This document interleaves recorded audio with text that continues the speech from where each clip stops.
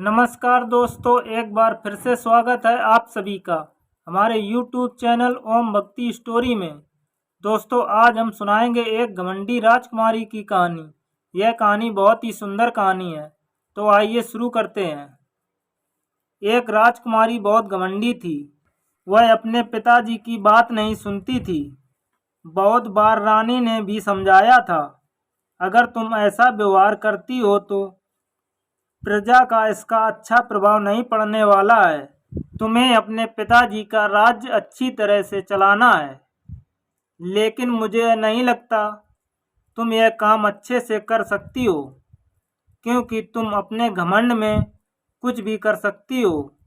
यह सुनकर राजकुमारी कहती है, आप हमेशा यही बात कहती हो, मुझे अच्छा नहीं लगता। यह कहकर वह शिकार पर चली जाती है। राजा ने जब यह देखा कि राजकुमारी शिकार पर चली गई है, वह सेनापति को बुलाते हैं। उसके बाद कहते हैं कि राजकुमारी का पीछा करें। आप यह देखें कि कुछ भी बुरा नहीं होना चाहिए। सेनापति ने राजा से कहा कि आप चिंता न करें, सब ठीक होगा। वह राजकुमारी के पीछे जाता है।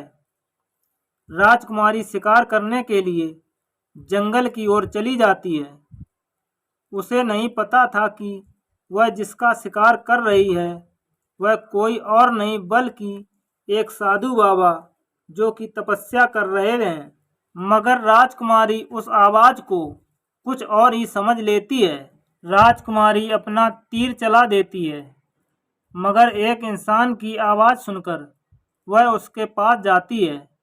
अब राजकुमारी को बहुत अफसोस होता है, क्योंकि यह तीर एक साधु बाबा को लग गया था। वह साधु बाबा देखते हैं कि यह तीर एक राजकुमारी ने चलाया है। वह बहुत गुस्सा करते हैं। वह कहते हैं कि अब तुम्हें इसकी सज़ा मिलेगी।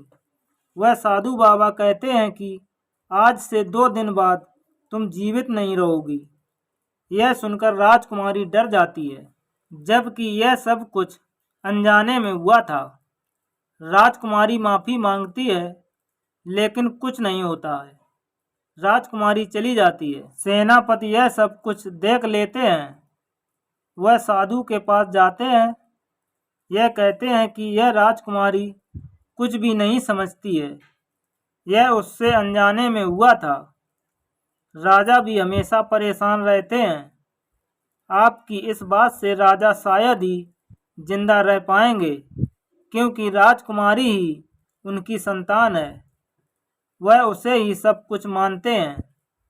यह सुनकर साधु बाबा सब कुछ समझ जाते हैं। वह कहते हैं कि मैं एक उपाय बता सकता हूँ।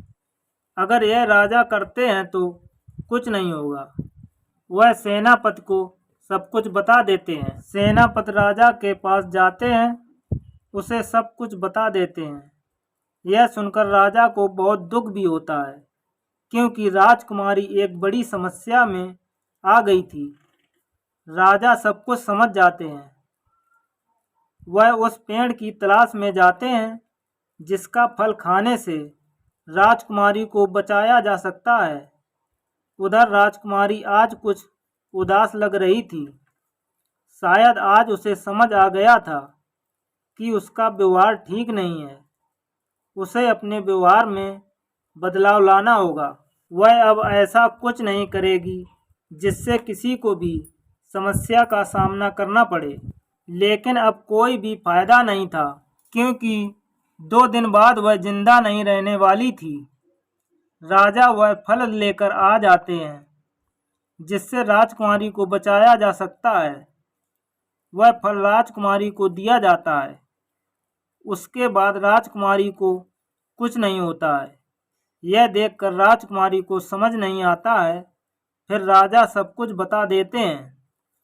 उस दिन के बाद राजकुमारी में बड़ा बदलाव आ गया था।